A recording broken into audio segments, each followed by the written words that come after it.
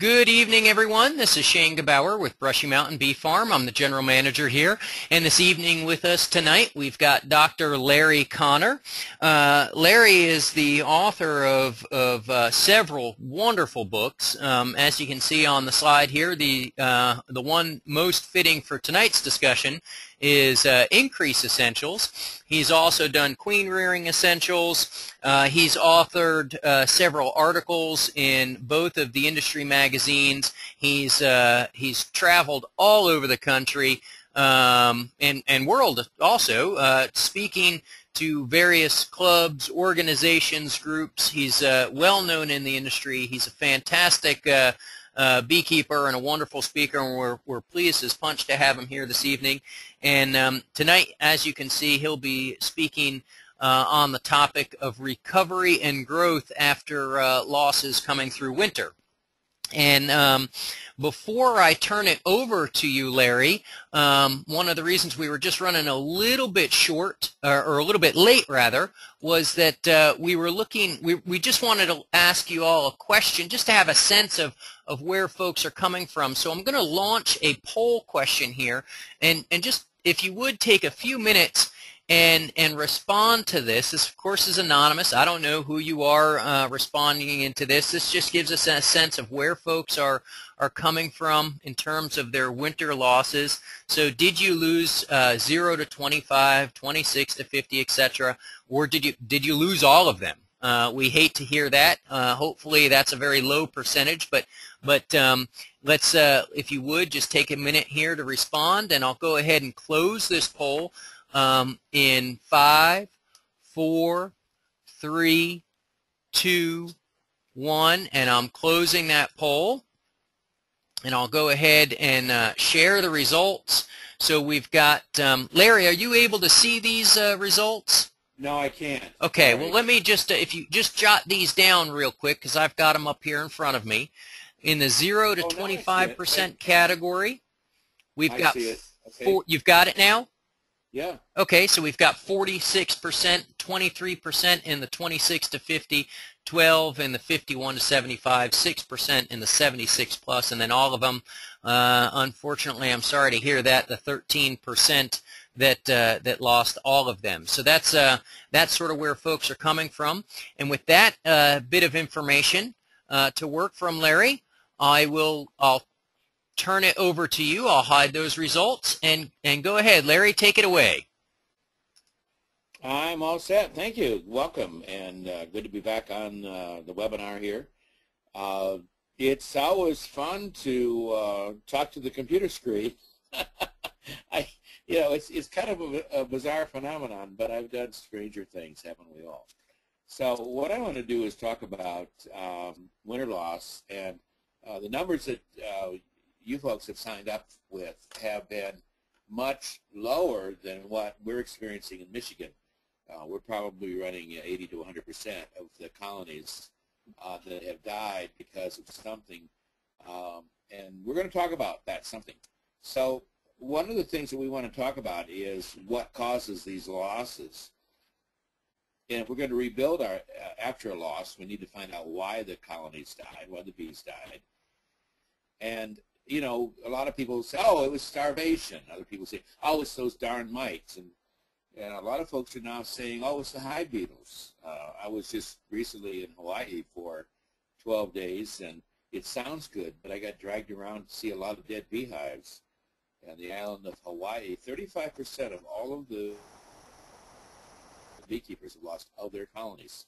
And it's a huge loss, and it's just devastating to see this. And of course, you've got to remember that Hawaiian beekeepers on the Big Island have been dealing with beekeeping in paradise. Until 3 years ago, they didn't have any problems like the mainland has, and all of a sudden they get hit with nosema and especially varroa mites and small hive beetles.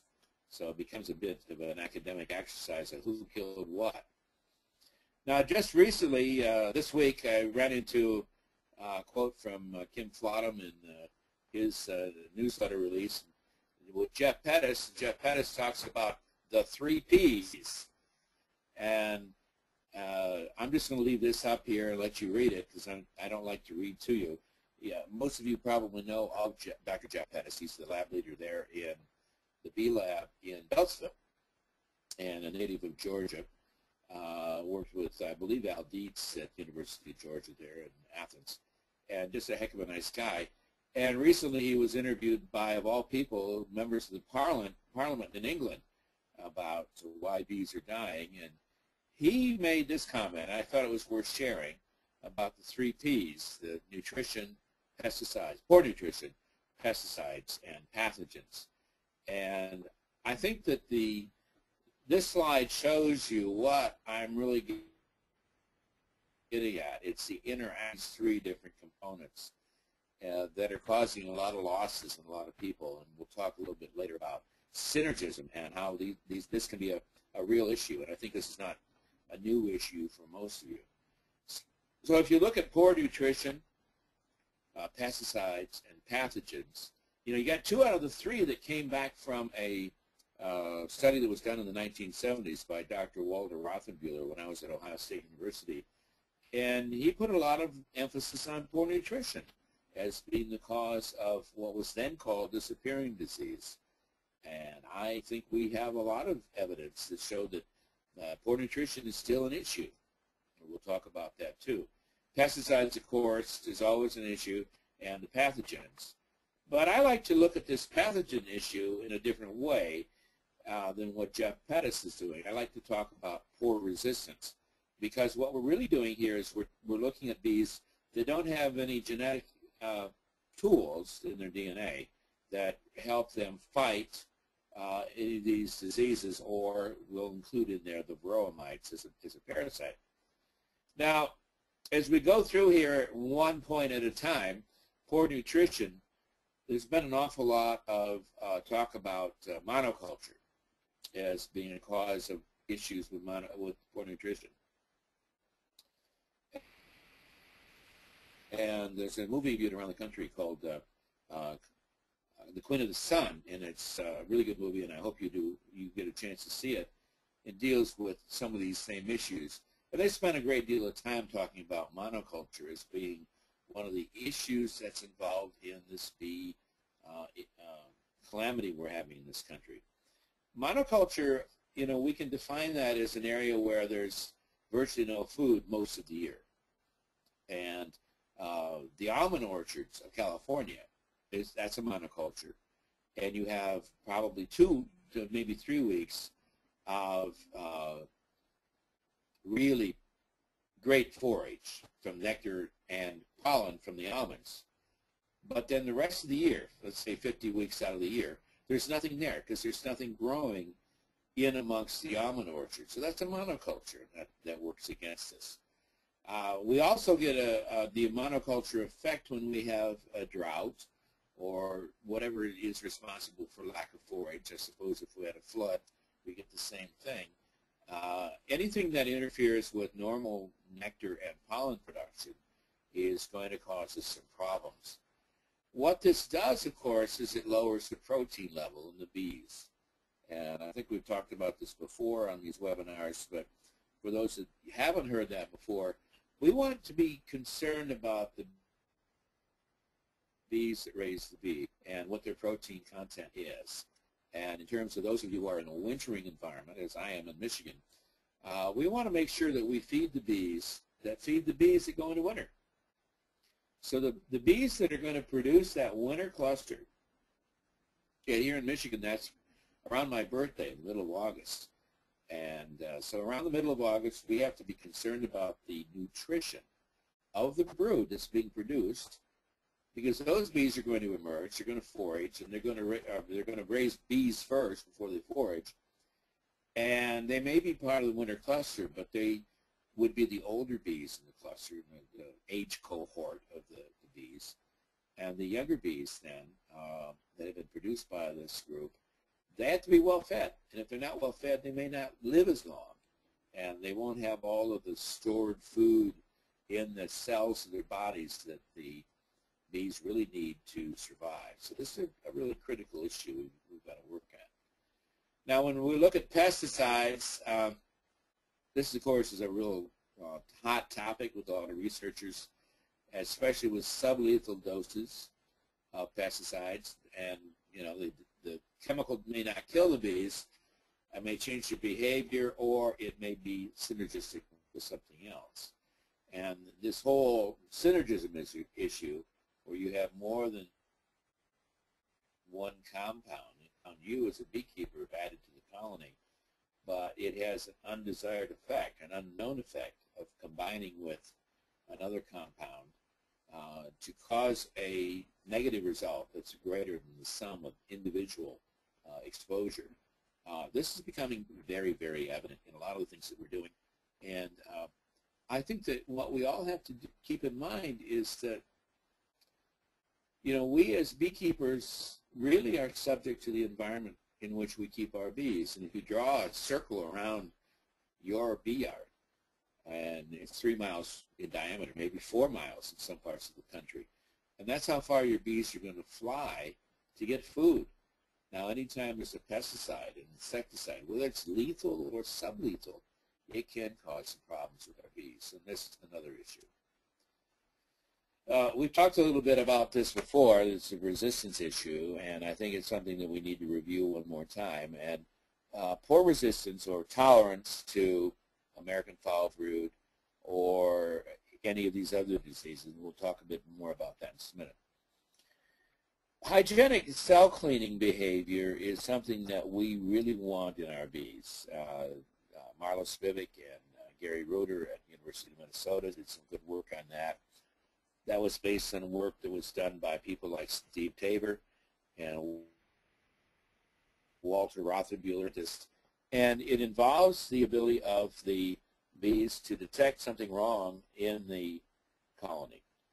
We also have grooming behavior, which a few people are now looking at as a research model, and I think more of us beekeepers need to do the same thing, or lack of any kind of behavioral or physiological advantage that we need here. So the cell cleaning, give us a little more discussion on that. The bees are able to detect anything that's wrong in that cell, and these tend to be recessive characteristics, so they're not dominant in the gene pool. So you have to breed for them.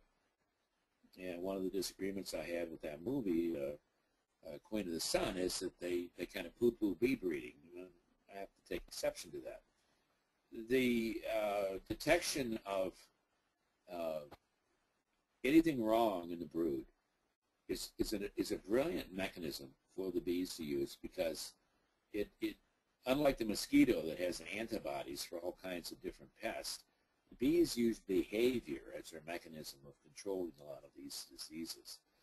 And the cell cleaning is one of the primary behaviors. So there's one behavior of detecting and uncapping the brood cell, removing the sick larvae. This same one mechanism is involved in controlling varroa mites, American foul brood, which of course is a spore-forming bacillus and can last for many, many years. European foul brood, another bacillus but not a spore former. Chalk brood, which is caused by a fungus, and sac brood, which is caused by a virus. Now, some beekeepers think that if they've got a colony that's nice and neat and tidy, the bees have good housekeeping. That's good hygienic behavior. That's not the same thing. We have to be very concerned that we have bees that have this genetic mechanism. And unfortunately, a lot of queen producers, if you will, the mainstream queen producers, with some notable exceptions, are not providing those queens and colonies to do this. The grooming behavior is something I know, I believe Ernesto de Guzman in Ontario and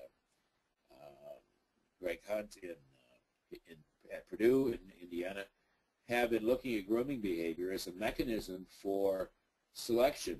And this is how Apis cerana controls a lot of the mites in their colonies, that they're constantly picking them off. And recently I heard Lilia de Guzman from USDA in Baton Rouge speak, and she said that there is data now to show that the Russian bees are very good at removing small hive beetles. Not just a chase fun to watch in a perverse way, but it's a great way for the bees to actually grab the beetle, or I suppose the mite, and carry them out of the hive. Yay! Feed them to the ants. If you're in an area with fire ants, feed them to the fire ants. Great thing to get rid of. Now, there's other behavioral things that are at work here,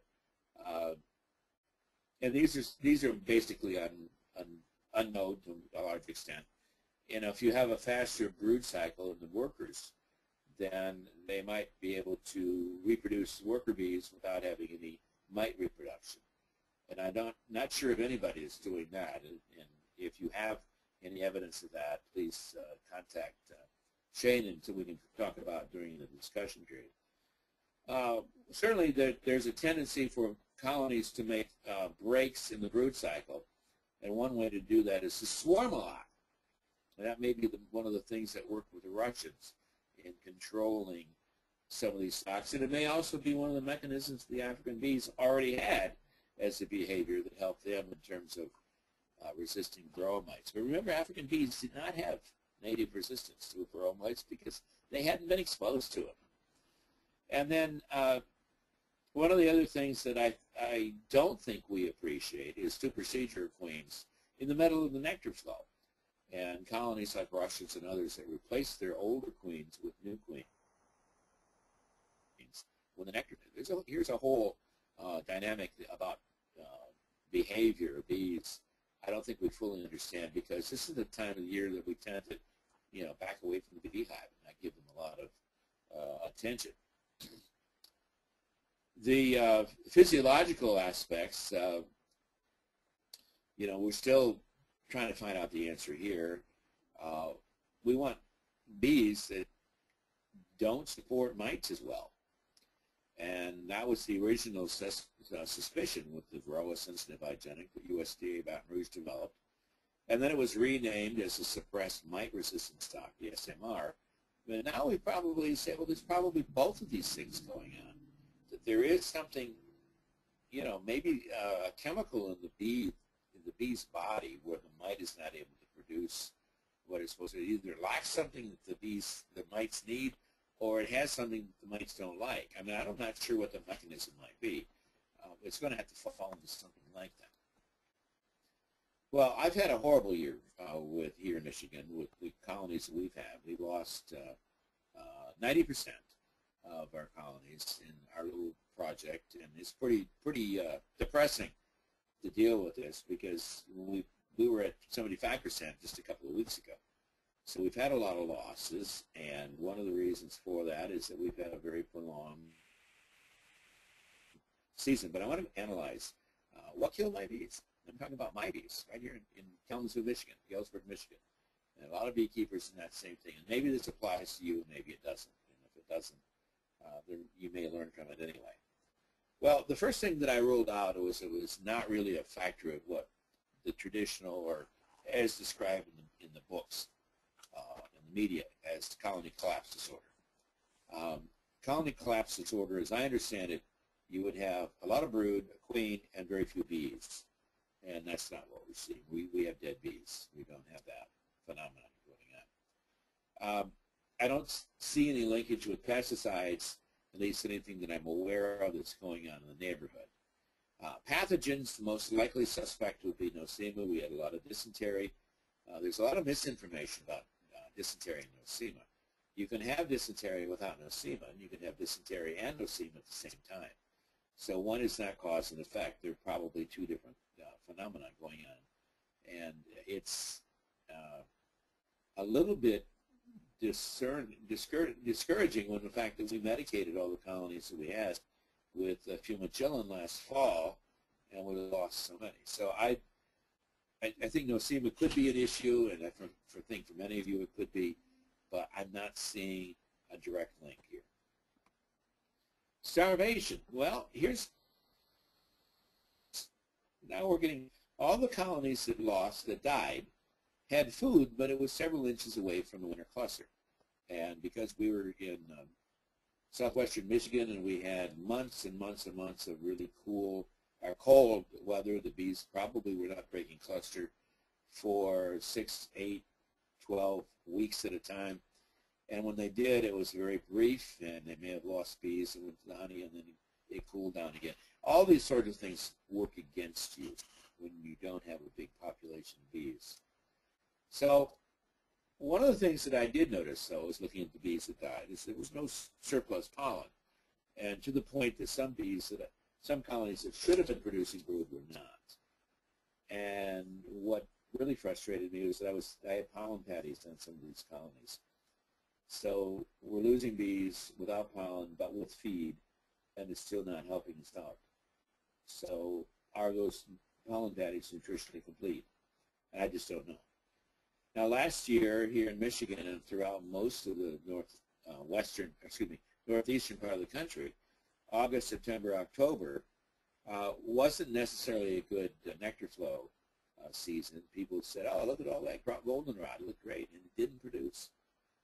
There was some pollen, and there was brood production, but I'm wondering what the total picture was here. And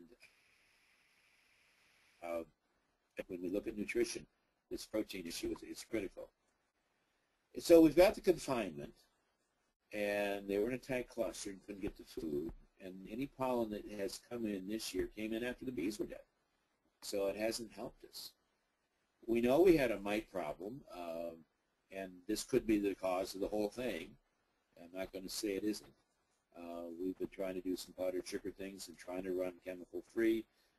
And I know a lot of people have been doing the same thing, but also other people have been using miticides. And they still had mites on the bottom of their screen, bottom board trays. So it's all very frustrating and a little bit confusing. Now, I'm going to get into a lot of trouble right here, so enjoy this. Last year, I installed 15 packets of bees from Georgia. And to be very polite, I see absolutely no advantage for me to use these bees in my operation ever again. The bees came in great shape. The queens looked great. The bees looked good. They started out, 5 of the 15 went to drone laying within a month. And all of those queens died immediately, and none of those colonies are alive right now. So, you know, figuring what I spent on the packages and to get them into Michigan, it's a $1,000 bill that I'm out, and it's very frustrating. So my conclusion of what killed my bees was that I had some questionable queens from the south that didn't make resistance. Then we add to that a poor forage last August, September, October. And we had varroa mites on those bees. We weren't treating them. And then the real coup de grace, if you will, was that long period of confinement this last winter. We're just crawling out of now. We've only had a couple of days of forage where I'm at. And the bees are still very weak and very hungry, even though we were trying to help them out. So with all of that and the fact that by bringing in those Sunbelt colonies from Georgia, we may have actually done more damage by bringing in drones that mated with our supersedure queens and swarm queens. So let's move on. What are we going to do to rebuild? Well, a lot of us have had equipment that we picked up or it's still out in the bee yard and we're too lazy or depressed to get out there. And we need to get out there and clean it up. So what we're going to do. So first thing is clean up. We want to get out there and move the dead bees, you know, shake the frames. You don't have to go into the pair of forceps and pull every bee out. The bees will take care of that. This is a good time to scrape and clean up the equipment and replace anything that's bad, any bad combs or bad boxes. Now is a good time to do that cleanup work. If you've got frames of honey, then you can store that in a safe place. You can use some of that to prepare setups for this year. If you're going to make increased colonies, if you are getting packages, if you're just hoping to catch a whole bunch of swarms this year, then this is all the sort of thing you can do. You just want to set these up so that they're ready to go, and then secure them in a place where the bees can't be, the honey can't be robbed out. For me, I think, and this comment is really directed to me as much as I think, is to scale back a little bit and try to grow a little more slowly, let the colonies build to full strength, and use what we know about beekeeping from prior years to hopefully we'll have a good season this year, or you're having a good season this year, and you can grow your bees as a result. Get onto a swarm list. whether it's your club list or you might have a local fire, sheriff's department, police department, town office, county agent. Spread the word. You know, tell these people that you're interested in some swarms and maintain that level of interest. In other words, call them back as the swarm season is upon you, and I know it is on some of you, that you're able to go out. The other thing that you might want to do that's not on this slide is to actually set up some bait hives where you excuse me, try to go out and capture hives or let the bees come to you using a bait hive. I know Shane and others sell various baiting systems. It's pheromones that you can put in there. And a good year to set it up. You've got the equipment. A good time to do it. So we want to talk about growth. My book, we talk about making increased colonies. We talk about spring increase. We talk about summer increase. And I'll be quite honest, my summer increase all died. So I feel a little bit sheepish right now talking to you folks about making increase. So we want to probably say, okay, let's be a little more conservative and make up our increase earlier in the season. In the yellow, you can see that I mentioned that we should be using just resistant or survivor stock. And survivor stock would include bees that have been sitting in a bee colony for a couple of years without any treatment. Anything under 3 years is probably not qualified as a survivor. 5 to 10 years, yeah, we need to look at these bees and see what's going on with them. And so this can be a source for queen cells, and build them up, feed them for queen rearing. Swarm cells, you can use those to make up nukes and so forth. So these are what you want to have. But the basic nuke is 2 frames of brood and bees, the nurse bees that are on there, and some field bees. And add to that a queen cell, a virgin queen, or a mated queen. That's what you need to have to make up a new colony. Now you can make it up with more brood if you want. This is the kind of the new standard for mating nukes, and I'll show you pictures of this in a few minutes. But this is a good way of making up increase and doing it about the time your bees want to swarm. And that's a good time to weaken some colonies. Once you get these colonies, or right now, if you're where I'm at in the northern parts of the states, if you do have colonies that have overwintered, let them build up. You want to do some feeding. Wait until after the apple and cherry blossom if you have those in your area, or the equivalent plant, and I can't tell you what that is for everybody. And you're going to feed and support these colonies so they build up. And at the point where they're thinking about swarming, you're either going to pull out swarm cells and use those queen cells for your increase, or you're going to do some queen rearing on your own, depending on what your modus operandi is and what's going on here, what's going on. Now, some of you I know, you've lost all your bees. What was it, 13%? And some of you have lost, well, we got 19% that have lost 25% or 75% or more. So you're really hit by this loss. And one approach would be to buy Nucleus colonies locally. One would be to buy brood and bees. And I know in some areas there's actually a market price for a frame of brood covered with bees. And people use that to make up Nucleus colonies. And so check it out. It's probably going to vary considerably from parts of the country, different parts of the country. But it is a way that you can approach this as an alternative to packages. Feeding, I think we all have to feed. We have to continue feeding throughout the season. That was one of the things that I learned from last year. Thinking that everything was going to be great, that we'd have a fall flow, and we didn't. So keeping a little bit of fresh sugar syrup and only maybe a quarter of a feeder filled, or a cup or 2 cups in a large jar or container, whatever feeding system you've got, and a portion of a protein patty.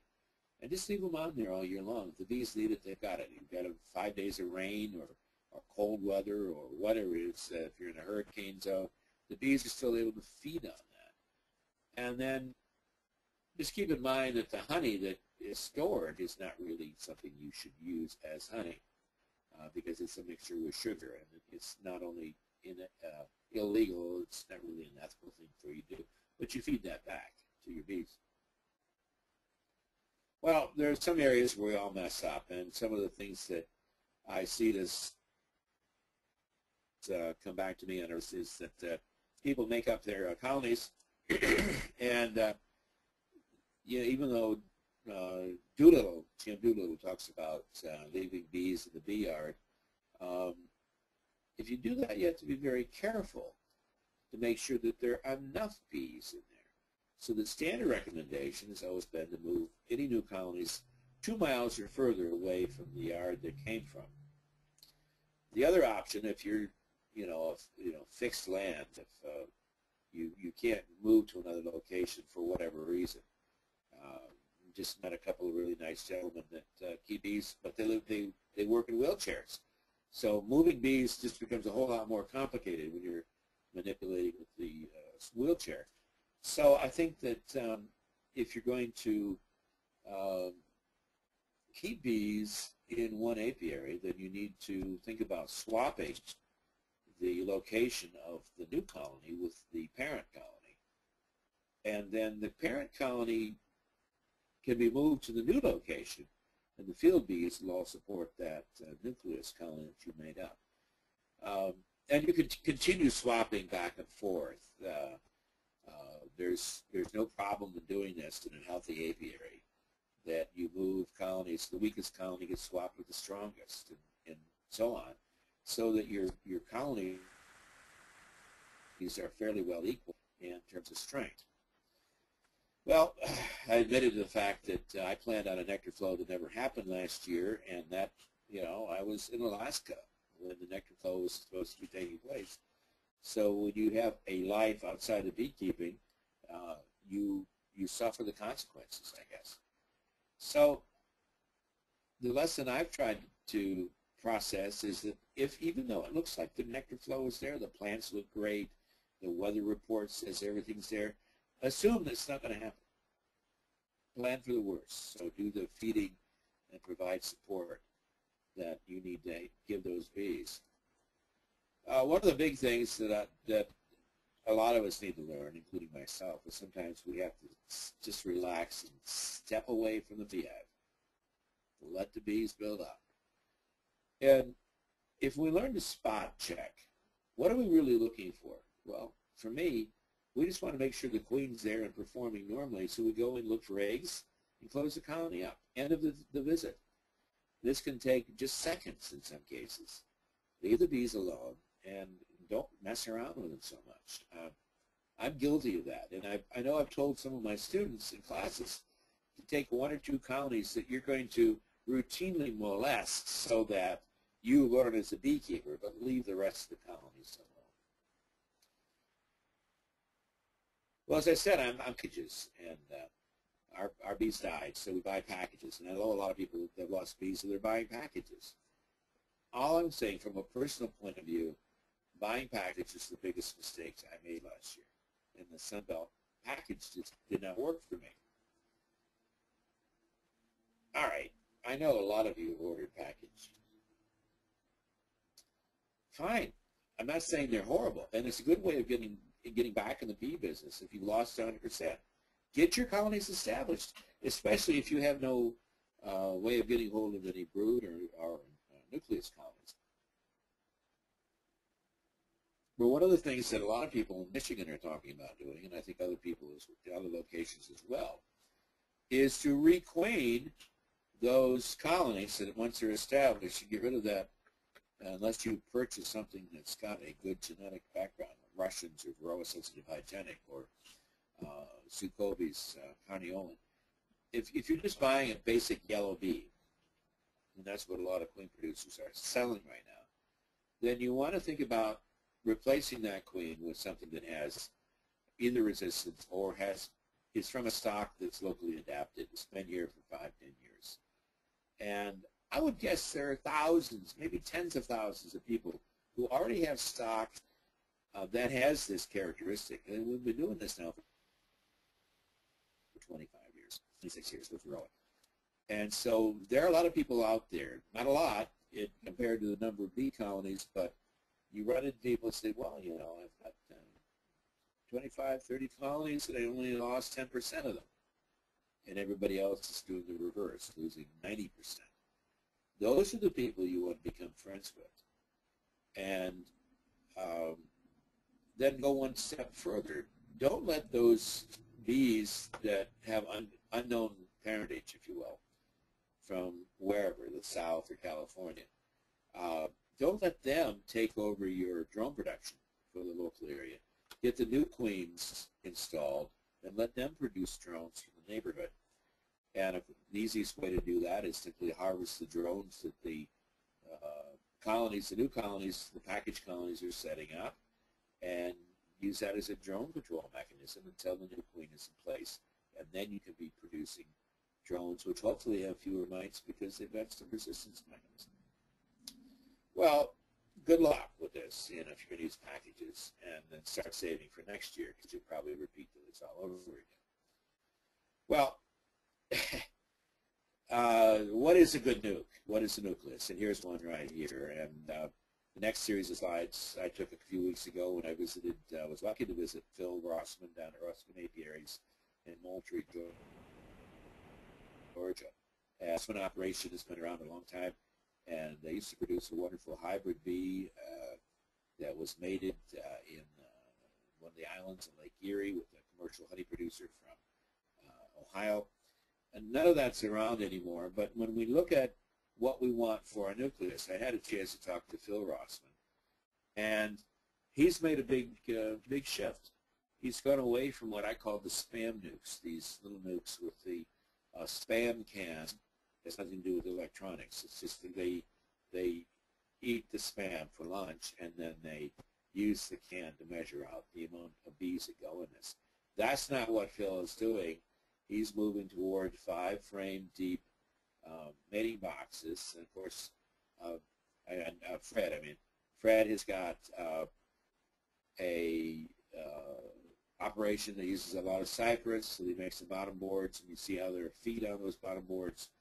And then the hives are set up so that they can hold 5 frames, but he only sets them up with 2 frames as the season starts out. In the long term, well, of course, in the short term, this is very expensive, but in the long term, these colonies will now be able to probably in South Georgia survive the winter without any difficulty whatsoever. So one of the key things that you want to be thinking about here is if you're in an area that does not have good pollen, you may want to put your main area where you do have good pollen, or your increased colonies where you have good pollen, natural pollen coming in. Fred has that. He has a good pollen supply in the Moultrie area. And you can see the yellow pollen there.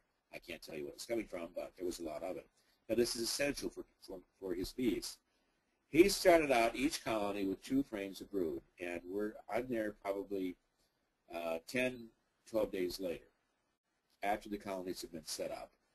And so you see most of those bees have emerged. There's a few drone cells at the bottom of the frame that they haven't emerged yet. So we're that close to seeing total emergence. But a queen cell was put in there, and you can do the same thing in your operation. This could be a cell from a swarm cell, or it could be one that you buy locally, or it could be a virgin queen or a mated queen. Here's Fred in the apiary, and you see they use a lot of dappled shade from these pine trees to give some shade and heat protection to the workers and the bees, but enough sun to keep the hive beetles from being a problem. These larger nukes are really probably a result of the small hive beetle, because they are very difficult for these larger units for the beetles to take over, whereas the small spam colonies, it's very easy for them to take over. Here you see how these are set up, the end of the nuke box, and there are 2 frames there, both with brood and bees on them, and then move to this location. And then a feeder, and he uses a wooden masonite feeder that they make there in Moultrie, Georgia. You could use a plastic feeder, or I suppose you could use a frame of honey if you don't have a feeder available. But by doing this, this is something you can start doing now in most of the country and soon here in the north, that you can add 2 frames of brood and add the queen. The biggest problem in doing this where I am right now is we don't have any drones in production. Last year we had drones. This year we don't. That's how different the season is. The open space there is not really an issue because you're going to move that feeder over as the colony expands.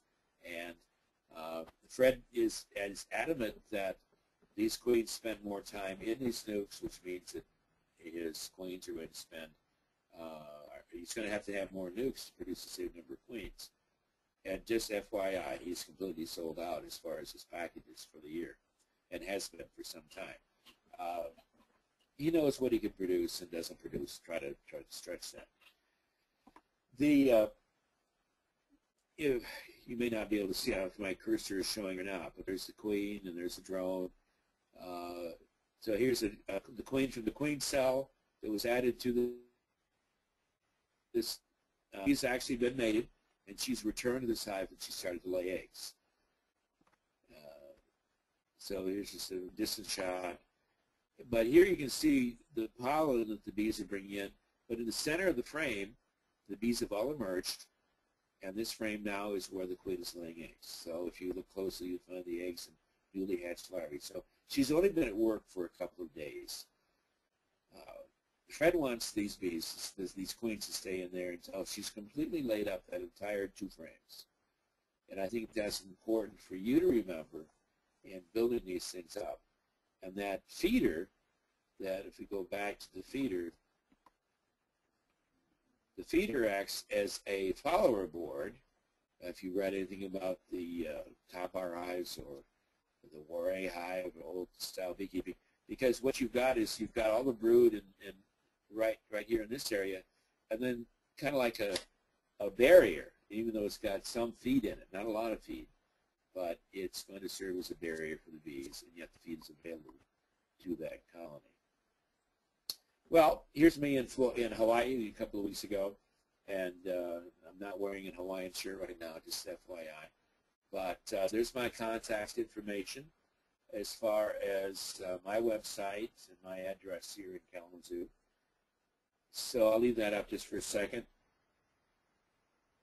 And Shane, what's the time we can start throwing into questions and answers, or maybe just questions and questions? We can start at any point in time, whenever you'd like, whenever you're ready. Yeah, I'm ready. Okay. Well, let me do my advertisement. Let's hear your advertisement. I got 2 queen rearing classes. I got 2 classes in queen rearing, and one in Maryland and one in Virginia. I believe both are filled. Just want you to show you that this is Malcolm Sanford from Florida. This is a class we had down near Monticello last month, and we had a great time. It's a 3-day class. I'm doing one in June in Michigan at the farm on the 17th, 18th, and 19th, so that still has openings. But the ones out on the East Coast, I think, are completely full. So now is the time that, Shane, if you can field any questions, I threw a lot of information out in a hurry, and I want to see if people have any questions. We do have some coming in. One sort of detail I'd like to take care of. This webinar is being recorded and will be posted to Brushy Mountain's website hopefully within a day or so in our resource section, so that will be available there. One question, you mentioned feeding patties and nutrition and such. And one question is there a connection between pollen patties and hive beetles? I've heard that feeding pollen patties attracts hive beetles. Well, I saw that in Hawaii when I was there, that if you put a large pollen patty on a colony, they can't consume it in 2 or 3 days, and most can't. Then the hive beetles will hide underneath the patties and lay eggs there, and then the beetles feed on them. So if you're in an area where there's a real problem with hive beetles, and that includes Michigan, folks. Northern states have hive beetles now. Thanks a lot. They also came in on those package bees and migratory beekeepers and other people. But with small hive beetles, what we really have to focus on is a smaller amount of protein, those patties. So instead of putting a full patty on, put a quarter of a patty on, something they'll eat in 2 or 3 days. You know, we've got the same issue here in North Carolina, and that's exactly what we suggest. Is if you've got a colony that is in the process of building up or recovering from attrition through winter or something like that, then just feed a partial patty and add as needed. Now, this is a question that I get asked frequently, so I'm glad it's asked here this evening. Do you advocate making a nuke by using 2 or 3 frames of eggs and nurse bees and letting them raise their own queen rather than introducing a queen, whether she be in the form of a cell? Your answer for that? What's that? My answer is never. And that's pretty much my answer too. Well, let's give an explanation as to why.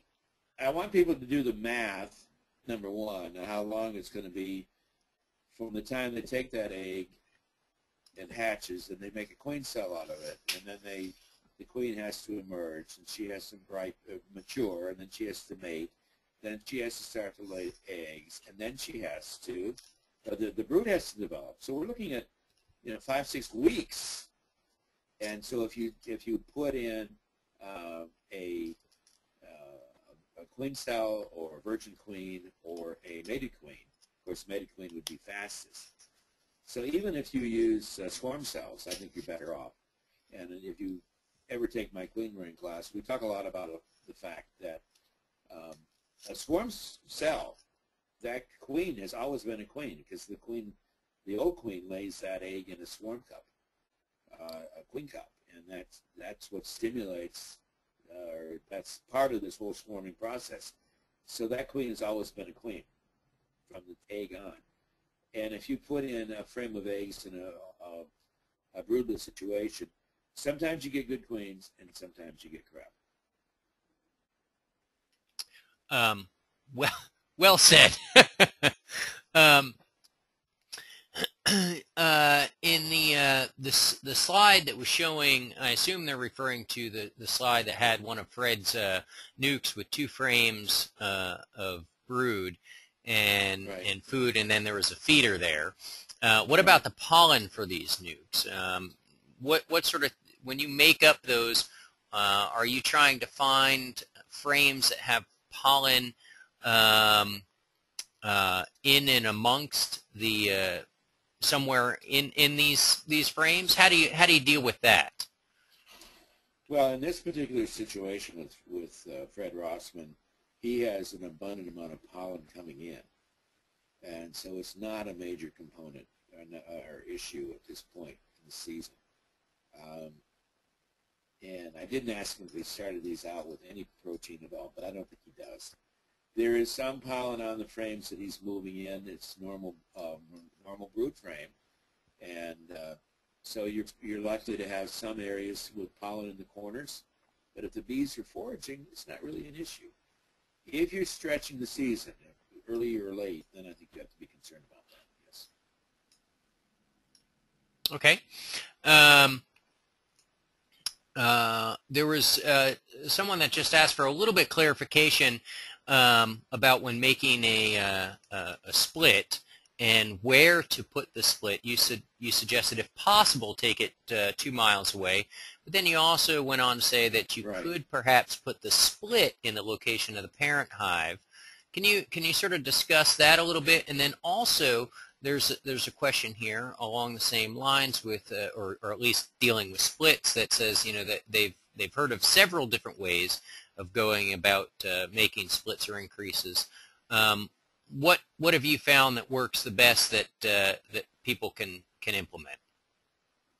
Well, the beauty of keeping bees is that just about everything will work when you get the right conditions, and so you have to just be careful that those conditions are present when you do things. One of the techniques that I've seen used, if you have colonies that are producing swarm cells, is just divide that parent colony into new colonies. Or you can do that earlier and add queen cells. I mean, that's what most commercial beekeepers are doing. So if you've got a colony with 8 frames of brood and bees, Now you've got 4 nukes with 2 frames of brood and 1/4 of the bees, and the original colony disappears. That's one technique. I tend to like to just remove frames of brood from the strong colony, leave the weak ones alone, or break the weak new colonies and give them a new queen so that they won't be weak anymore. We may not have that luxury this summer in terms of making increase. We may have to take what we can get. But as far as moving the bees, the key thing is population. And when Doolittle talks about leaving them in the bee yard, he goes into great detail about exactly what size the entrance reducer should be so that you don't have a problem with robbing. Nurse bees can't forage for a couple of days until their physiology changes a bit. And so, it is an adjustment. So the idea of taking the parent colony and swapping it with the increased colony is one that I think a lot of small-scale beekeepers can do without a great deal of effort.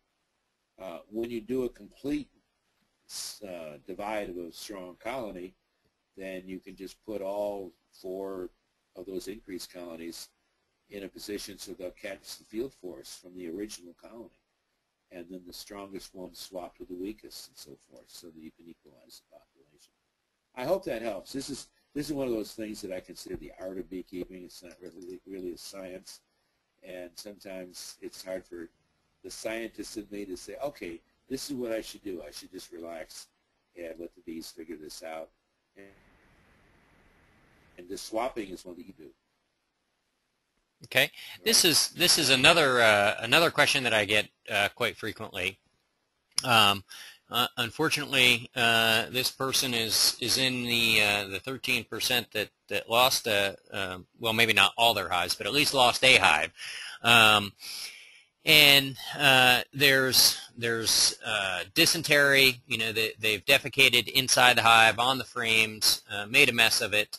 And I'm going to elaborate and say, this isn't in the question, but typically you see this where you've got a bunch of bees buried in the comb because they've tried to lick it, the very, very last drop they possibly could out of the bottom of the cells and starve there. How do you go about cleaning all that? What steps are necessary to take that equipment and being able to put it back into production, or should you not? Should you just discard it and start fresh? Well, I wouldn't discard it. That's a waste of resources. Unless there's a problem with American foul brood, there's no point in destroying any equipment.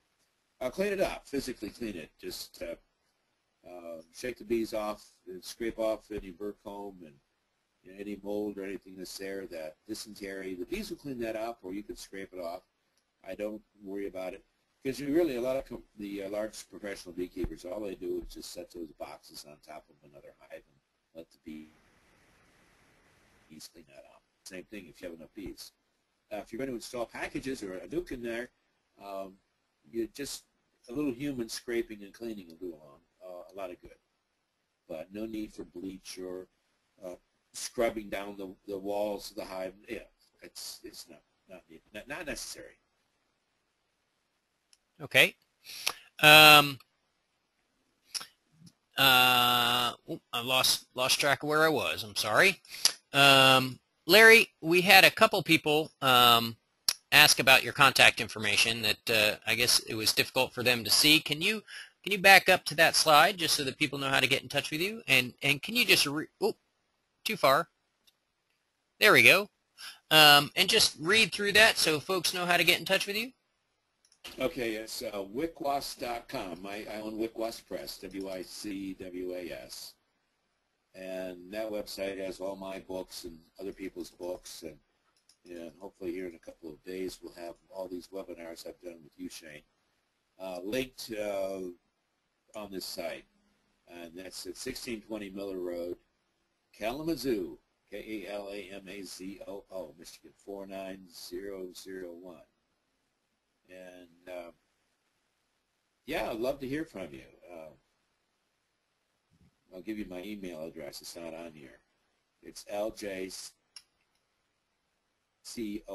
my initials, Lawrence John, Connor with an OR at AOL.com. LJCONNOR at AOL.com. And, you know, we'll help you out as much as we can within reason. It's always hard to troubleshoot things over the phone, isn't it?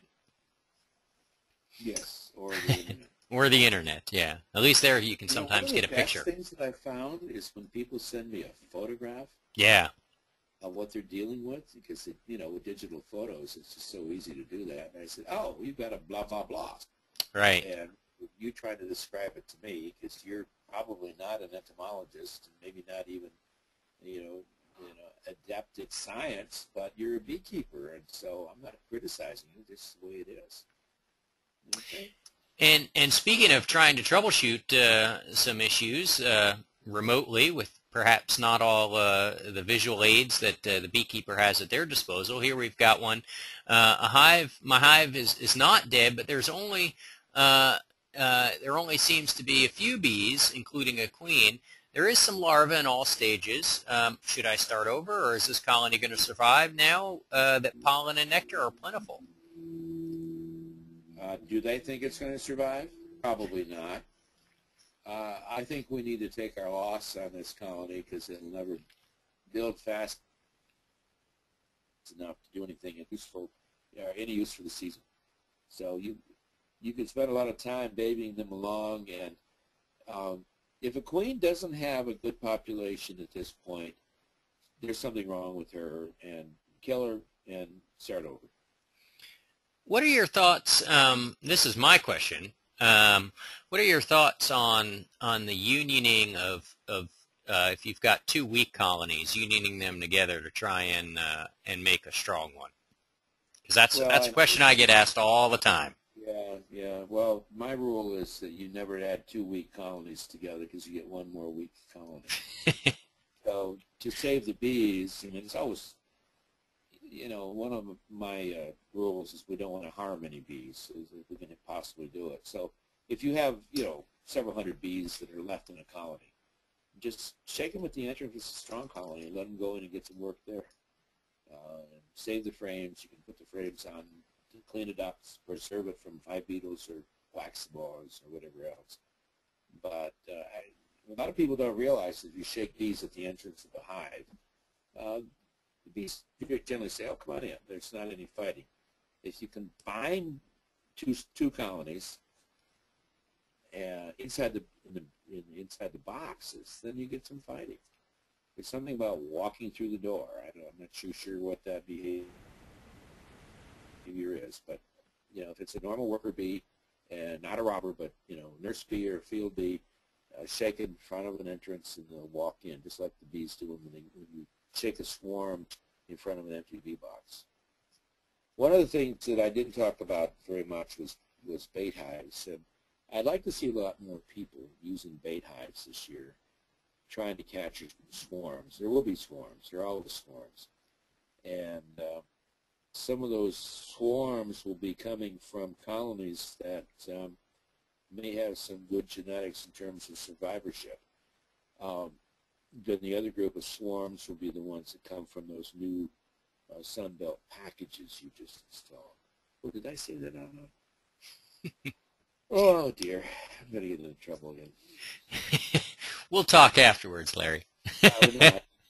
You'll scream and I'll ignore. No. We don't. We embrace all views and stances here. Yeah, I just wish there were more people that could produce the nukes that we need. Well, that raises a really good question, and this is something that people have looked at, and I've looked at trying to do this as well, is trying to find a more regional source of bees. But I mean, you know the problems. The problem is that to produce enough in your particular area, and especially for you up in Michigan, you've got to wait so late in the year that then it's difficult to build colonies up that are strong enough and have enough resources to go through winter. So to start colonies, you've either got to get surplus honey off of it. So how do we meet the demand? If you wait until the beekeeping is right, it's going to be so late in the season that it's not good for any kind of honey production this season. And I think people have to think about this. You know, do I want to have colonies that survive and are in good shape next year, or do I just want to get packages every year and kill them off in the fall and take the honey and run? And that works too. A lot of people have done that over the years. Is kill off their colonies at the end of the season. And That so, sounds kind of brutal, but you know, that's another way of approaching it.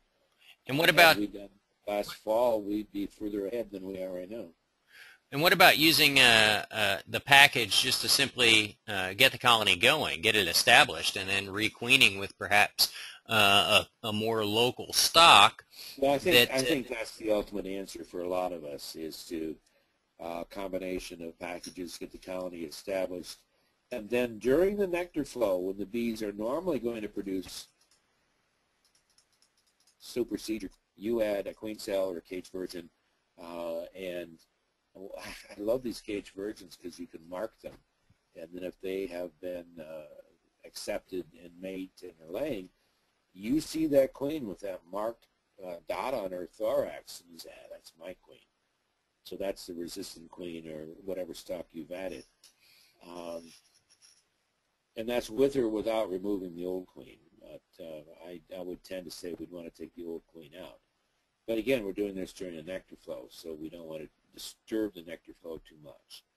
how much impact? Go ahead. I'm sorry. How much impact is requeening during the sort of in the mid flow? How much impact is that going to have on our honey production?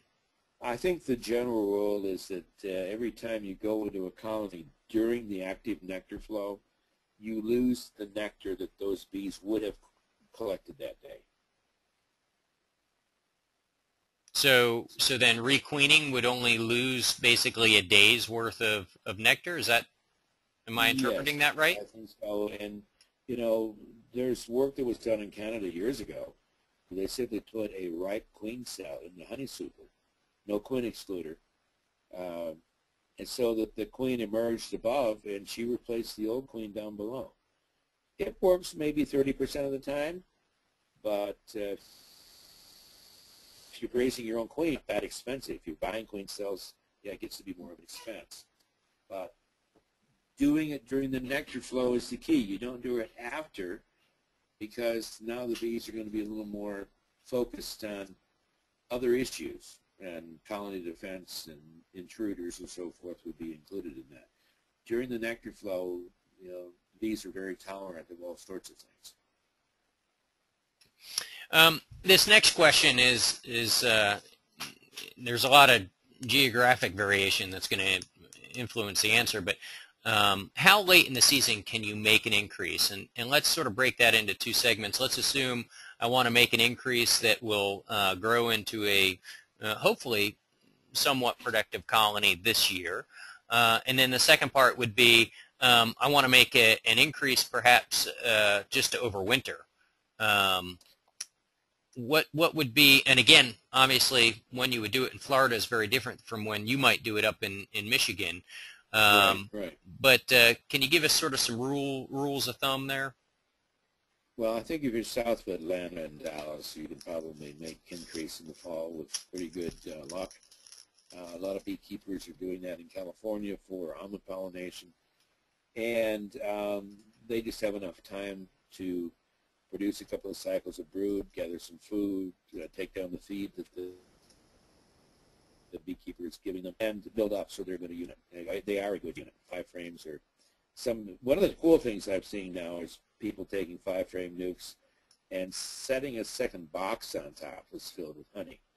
And so the bees are able to move up, which is instinctive for them to move upwards. The northern states and into Canada, you know, the earlier you can make that increased colony, the better, but not so early that you're going to interfere with the health of the colony in the spring. So here in Michigan, we have this plant called black locust, and I tell people, well, that's a good time to think about starting your increase. Not doing it by them, but that's when you start. That's actually when you probably many of the beekeepers this year will be starting their queen rearing. And here in Michigan, that will be late May, which is really late.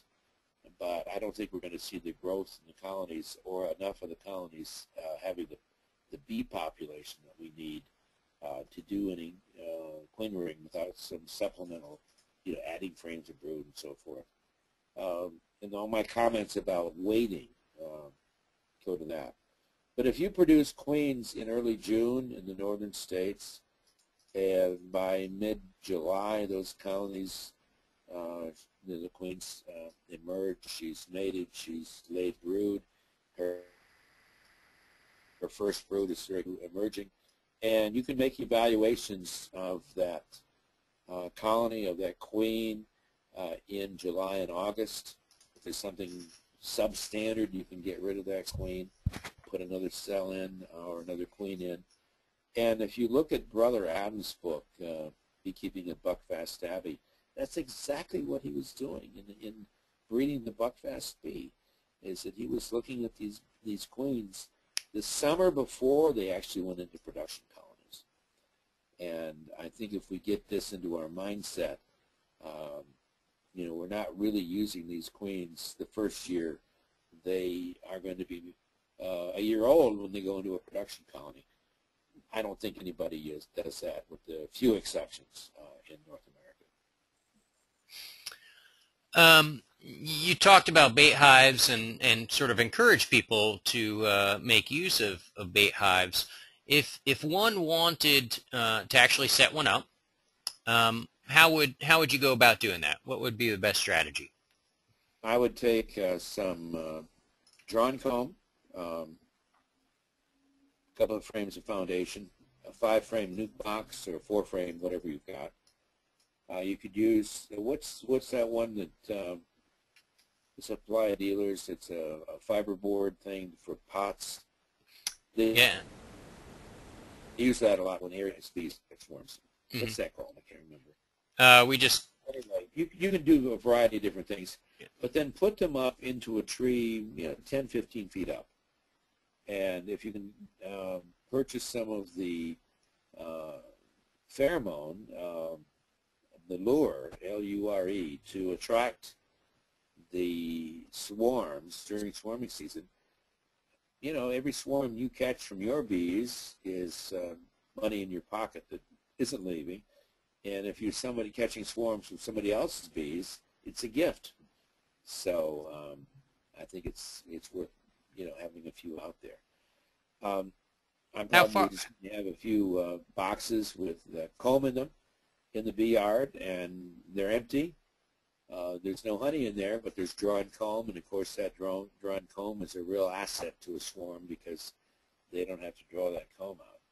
And so I'll probably just have a few out in various parts on the farm and see if we catch anything. We may not get anything. I don't know what's alive in the neighborhood. And how far from your colonies should you set this up? Oh, these could be right in the bee yard, say on the edge of the bee yard, or a couple hundred feet. I don't think there's any rule on that. Okay. Check out, I'm not sure if it's still there, but there was a really nice publication from Cornelian Hives, and I don't know if that's online or not, but I think Tom Seeley and Roger Morse wrote that a long time ago, but it's still a classic on bait hives, and be a good one, Shane, for you to put on the website if you can get a hold of a copy. Okay.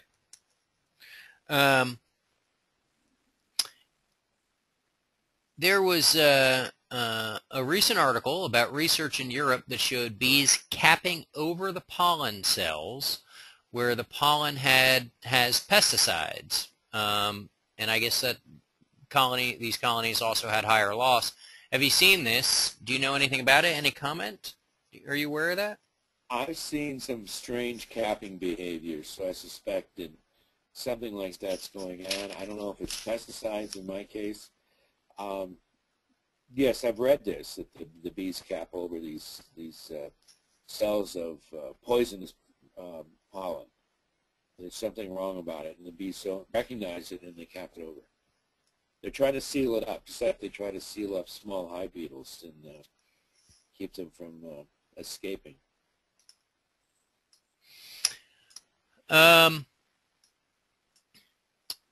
What are your thoughts on, you mentioned that you fed Fumagillin B. What are your thoughts on Honeybee Healthy, and also there's also a whole host of feeding supplements out there, so many different proteins, whether it be various powders or pollen patties. What are your thoughts on all of that? I think that I'll plead ignorant on all of these additives and so forth. You know, I can be rather sarcastic, and I think the Honeybee Healthy sometimes just marks the hive for robbing. I'm not sure that's true or not, but I sure get that feeling that the robber bees know where that smell is, and they can go in there and rob the bees out. Other people that I've talked to, they love Honeybee Healthy and think it's the greatest thing that they've had done in their bee yard in a long time. So I certainly have not had any experience one way or the other to say do or do not use them. These other additives I just haven't had any experience with. Okay. What about, we talked about trying to clean up perhaps dysentery and things like that from the hive or from the frames and dead bees. What if you've perhaps been a little late getting there and they've begun to mold? Should you be concerned about that? What should you do about that? Scrape them off, set them in the sun for a few hours, and put them to work. Or just set them on a strong hive. You know, that's what I've done years and years and years. Okay. The bees will clean it up. I don't want to be the bee that has to do it, but, the bees will clean it up. All right. Well, Larry, we've gone past our hour-long mark there, which I'm grateful for. We've got a lot of questions that are still pending, and I apologize to those folks, but I try to be mindful of my guest time. I know that you're tremendously busy traveling around and speaking to other groups, and so I do appreciate you coming in. However, I do want to try and get some of these questions answered. So folks, if your question wasn't addressed here this evening, feel free to contact us and we'll do our best to answer it. I think it's safe to say that we don't know everything, far from it, but we'll certainly do our best to provide an answer that guides you in the right direction at least. Larry, thank you so very much. What's that? I feel like I know less now about keeping bees than I ever did. You think you're doing something right and it's wrong. I think that's funny, because I think the point in time in a person's beekeeping career when they know the most, or at least when they think they know the most, is probably maybe at the tail end of their first season, or if they've come through winter, it's early spring, their second season. Yeah. After that, the bees always start throwing curveballs and doing weird stuff. The most dangerous beekeeper is the second-year beekeeper. He or he's got all the answers by then. That's right, and the bees know better. The bees know better. Yeah. The bees will get back at you. Well, good enough, Shane. Appreciate it. Well, thank you very much, Larry. And once again, let's go back to get your slide up there with your information. We'll give you a plug. And again, Larry is class. That's why I had that one up. Was okay. June. And that's on my website, the wickwest.com website. The other two that are listed, of course, the one in Florida has already happened. And the two coming up in May in Maryland and in Virginia, I believe, are both sold out. There is a waiting list, but the Michigan one we have not sold out because I haven't promoted it. So that will be fun, and it's a very laid-back class on raising queens. We do a lot of other bee stuff too. So I had the impression people like the classes. So I'm trying to remember how many we've done now, but it must be 20 or 30 of these things. So. Well, I can Good tell to you the class that you did for us up in Pennsylvania was met with great reviews. I think you're an excellent speaker, and people would do well to attend one of your classes. You're also an excellent That was just a author, beautiful class. and I'll give your books a plug. It's the Essential series in both. That's sort of, I guess, the titles as well as Yeah, sort of the a mandate almost. increase essentials, bee sex essentials, and queen ring essentials. That's right. All of which are worth having on your bookshelves. So there's Larry's plug because he's taken time out of his schedule to be with us here this evening. And once again, thank you very much, Larry. Thank you so much, Shane. All right. You all have a wonderful evening, and hopefully we'll see you back here next time. Good night. You have a good season now. Bye-bye. You too. Bye-bye.